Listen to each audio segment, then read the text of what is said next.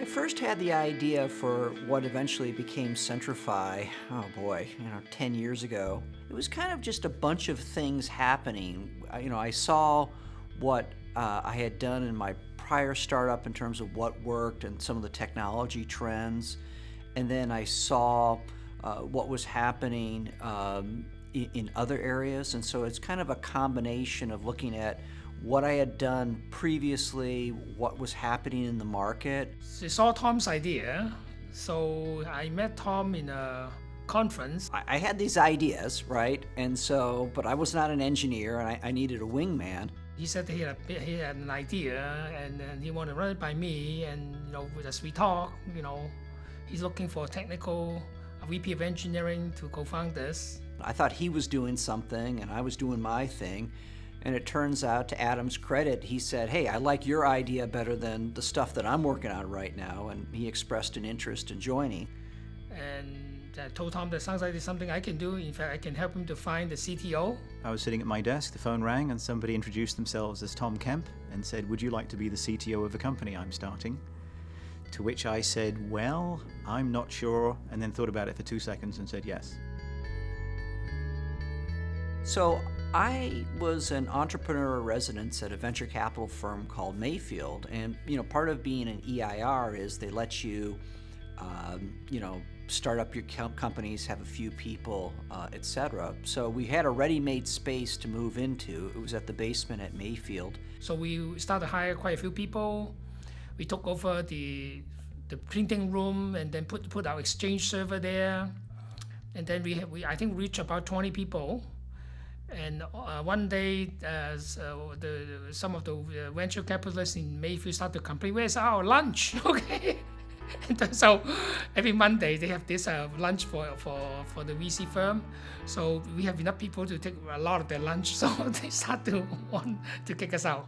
And I remember people next door at Mayfield were doing construction, and all of a sudden all this dirt and dust came in through the air ducts and completely covered our servers. And this was like all the money we had was going to these servers, and they were literally caked with dust. And I was really upset about that.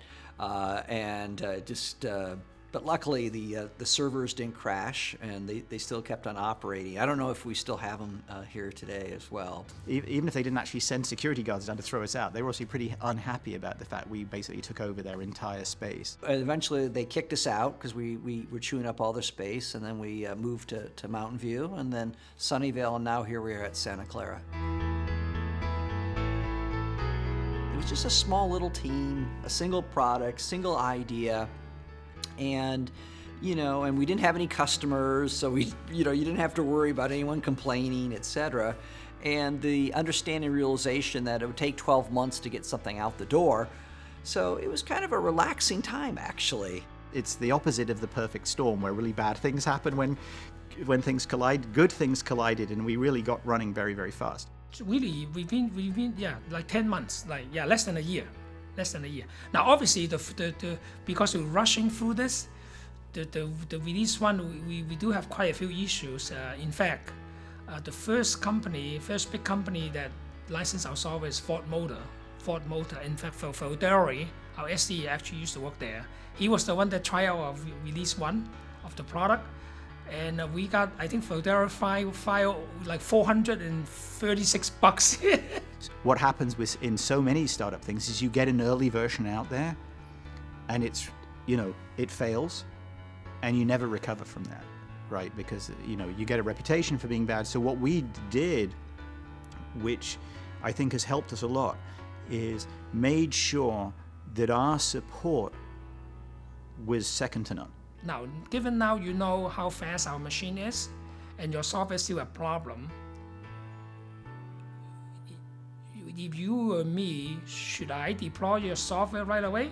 So I discussed that with the sales team, and then I told the customer, I think, how about give us 90 days? And so the customer actually deployed that, and then be successful, and we won Geico. And then I talked to the same guy after he successfully deployed, and he told me point blank, if I told him that day that our software is ready to deploy, he's gonna stop the email and cut, basically abandon our relationship. So I guess that was a tricky question. We had these servers chewing up all the power, and it was literally like a sauna where we were. And so, we got in some trouble there with the landlord about shutting down the power. So in order for us to continue, what we did is we actually ran a space across the street, and it's a space that used to be a barber shop.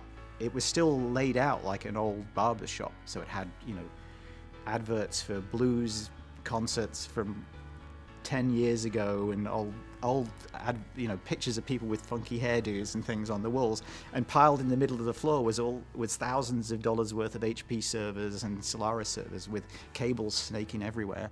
I think Tom came up with the idea to put a lot of magazine, kind of hide the place so people cannot look through the window and figure out there's a bunch of expensive server there. So look up Franco Midland Sherlock Holmes and you'll see what it is, and about how they created this fake company and these fake names, and kind of had some illegal activity going on.